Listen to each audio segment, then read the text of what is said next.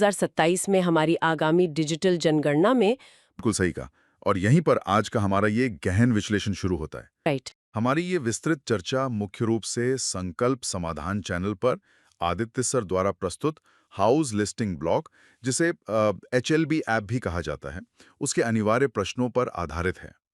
ये बहुत जरूरी टॉपिक है। हाँ, वीडियो की शुरुआत में ही बहुत स्पष्ट रूप से बताया गया है कि यदि कोई नागरिक अपने मकान की स्वगणना करने जा रहा है, मतलब कि सेल्फ एन्यूमरेशन। जी, सेल्फ एन्यूमरेशन, तो स्वगणना करने से पहले पूछे जाने वाले इन 34 प्रश्नों को एक नज़र जरूर समझ लेना चाहिए। बिल्कुल। इसके बाद ही स्वगणना करनी चाहिए, ताकि किसी से कोई गलती ना हो।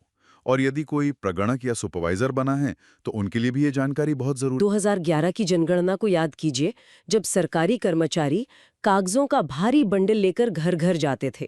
एक एक जानकारी हाथ से लिखी जाती थी। बहुत लंबा काम था। हाँ, अब उस पुराने कागजी तरीके की जगह AI आधारित सिस्टम ले रहा है। तो चलिए बिना समय बर्बाद किए आदित्य सर द्वारा समझाए गए स्वगणना के इन 34 प्रश्नों को समझते हैं। उसके बाद ही वास्तविक स्वगणना की जा सकती है। बिल्कुल, शुरुआत करते हैं। तो स्लाइड 7 से लेकर 11 तक जो प्रश्न 1 से 5 हैं, वो मकान के भौतिक ढांचे से जुड़े हैं। जैसे प्रश्न 1 है फर्श की सामग्री। इसमें मिट्टी, लकड़ी, पक्की ईंट, पत्थर, सीमेंट या टाइल्स में से सही विकल्प चुनना है। फिर प्रश्न 2 है दीवार की सामग्री। इसमें घास फूस, प्लास्टिक, कच्ची या पक्की ईंट, पत्थर अथवा कंक्रीट में से मुख्य सामग्री चुननी होती है। राइट। और प्रश्न 3 है छत की सामग्री।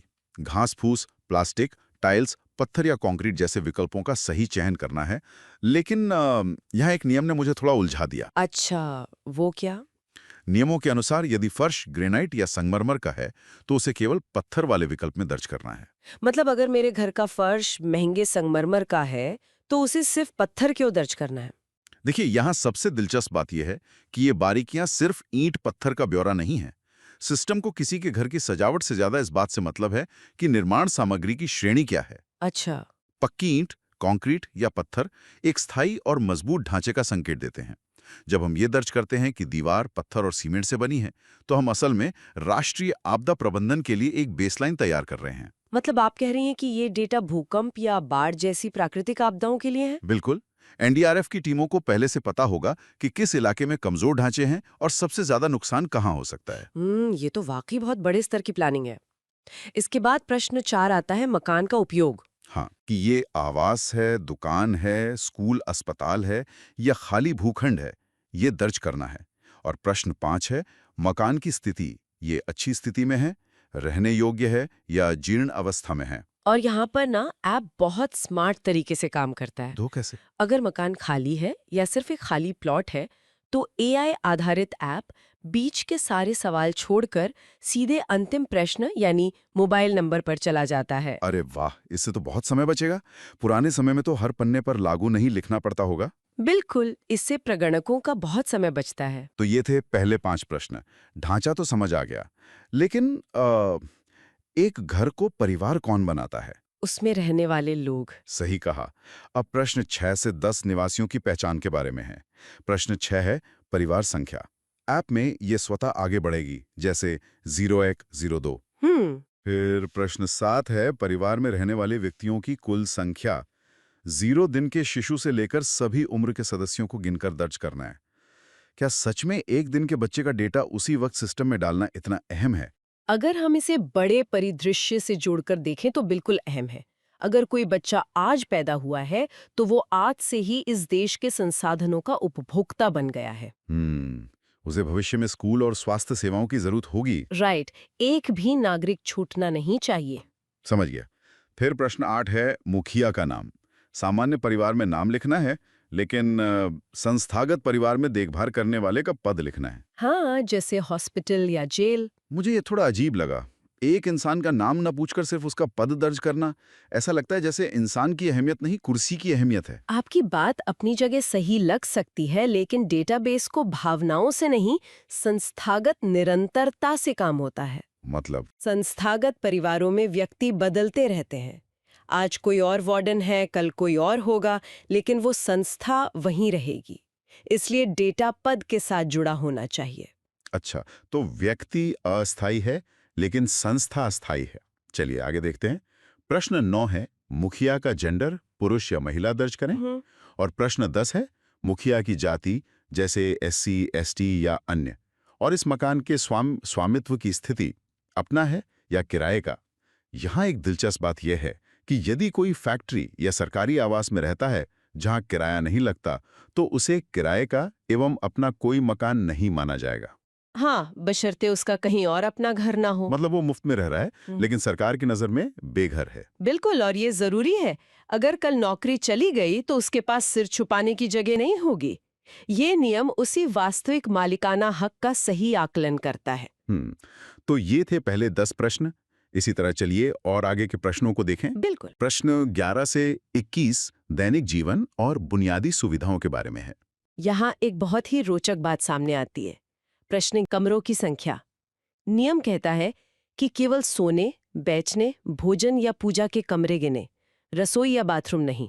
हाँ, और बरामदे को भी कमरा नहीं माना जाता। अगर किसी का बहुत बड़ा ढका हुआ बरामदा है जहां वे दिन बिताते हैं, तो उसे कमरा क्यों नहीं मान सकते? क्योंकि अगर ऐसा किया तो ओवरक्राउडिंग यानी भीड़भाड़ की असली समस्या छिप जाएगी। अच्छा। अगर 6 लोग एक घर में हैं और सिर्फ एक असली कमरा है, तो स्वास्थ्य के नजरिए से वे भीड़भाड़ में हैं। रसोई या बाथरूम को कमरे में गिनने से डेटा गलत तस्वीर दिखाएगा। तार्किक है। इसके बाद प्रश्न विवाहित दंपतियों की संख्या। यदि अकेला व्यक्ति रहता है तो 0 दर्ज करना है। किसी को 0 दर्ज करना थोड़ा संवेदनशील नहीं लगता? सुनने में लग सकता है, लेकिन जनगणना कोई व्यक्तिगत डायरी नहीं है। 0 दर्ज करने से सिस्टम को पता चलता है कि वो सिंगल मेंबर हाउस होल्ड है। पेयजल का मुख्य स्रोत नल, कुआं, हैंडपंप या ट्यूबवेल चुने और प्रस्रोत की उपलब्धता ये परिसर के अंदर है, निकट है या दूर है। और यहाँ शहरी और ग्रामीण क्षेत्रों के लिए दूरी के पैमाने अलग हैं। हाँ, शहरी क्षेत्र में 100 मीटर और ग्रामीण में 500 मीटर।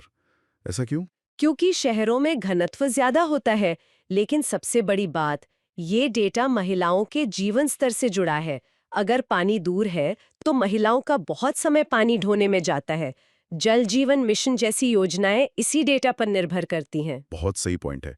फिर है प्रकाश का मुख्य स्रोत बिजली, मिट्टी का तेल या सौर ऊर्जा। प्रश्न 16 है शौचालय की सुलभता केवल आपके लिए है, साझा है, सार्वजनिक है या नहीं है। प्रश्न 17 है शौचालय का प्रकार फ्लश, सेप्टिक टैंक या गड्ढे वाला। राइट। प्रश्न 18 है गंदे पानी की निकासी ढकी नाली, खुली नाली या कोई नाली नहीं। प्रश्न 19 स्नान की सुविधा छत सहित पैक्ड बाथरूम, बिना छत का या सुविधा नहीं। प्रश्न 20 है रसोई घर क्या रसोई घर और LPG या PNG गैस कनेक्शन उपलब्ध है या नहीं। प्रश्न 25 है खाना पकाने का ईंधन लकड़ी, गैस, बिजली या अन्य चुने। प्रश्न 26 क्या आपके पास रेडियो या ट्रांजिस्टर उपलब्ध है। प्रश्न 27 टेलीविजन फ्री डिश, DTH या केबल कनेक्शन का प्रकार चुनें। जी। प्रश्न 28 है इंटरनेट सुविधा लैपटॉप पर है, मोबाइल पर है या नहीं है। प्रश्न 29 घर में लैपटॉप या कंप्यूटर है, हाँ या नहीं। राइट। प्रश्न 30 घर में लैंडलाइन, स्मार्टफोन या दोनों में से क्या इस्तेमाल होता है। प्रश्न 31 क्या साइकिल, स्कूटर या मोटरसाइकिल उपलब्ध है। प्रश्न 32 क्या घर में कार, जीप या वैन है, हाँ या नहीं। और प्रश्न 33 है मुख्य अनाज चावल, गेहूं, ज्वार या बाजरा चुने। चलिए आते हैं अपने अंतिम प्रश्न की तरफ और इसे भी स्मार्ट तरीके से सीखते हैं। प्रश्न 34 सबसे अहम सवाल मोबाइल नंबर परिवार के किसी भी एक सदस्य का एक्टिव मोबाइल नंबर जरूर दर्ज करें। यही इस पूरी प्रक्रिया का मास्टर स्ट्रोक है। वो कैसे? ये एक्टिव मोबाइल नंबर पहले पूछे गए 33 सवालों के डेटा को सत्यापित करता है। अगर कोई डायरेक्ट बेनिफिट ट्रांसफर देना हो तो ये नंबर संपर्क सूत्र बन जाता है। बिल्कुल। तो आपने इस स्वगणना में पूछे जाने वाले सभी प्रश्नों को देखा। अब कोई भी नागरिक अपने मकान का खुद से स्वगणना बहुत ही आसानी से और बिना किसी फ्रेंड या रिलेटिव की मदद के खुद से कर सकता है। जी हाँ, बिल्कुल। और यदि कोई प्रगणक या सुपरवाइजर हैं तो उनको अब AI के माध्यम से स्मार्ट बनकर फील्ड वर्क करना होगा। एकदम सही। इस तकनीक ने काम को 100% त्रुटि रहित बना दिया है। और जैसा कि स्रोतों में कहा गया है, संकल्प समाधान चैनल को सब्सक्राइब जरूर करें और लाइक कमेंट जरूर करें। ताकि वो अपना कीमती समय निकालकर ऐसे ही डिजिटल सेंसस 2027 के लिए सभी स्मार्ट एआई वीडियो ला सकें। हाँ, और इससे अपने सभी व्हाट्सएप ग्रुप में शेयर जरूर करें। बिल्कुल।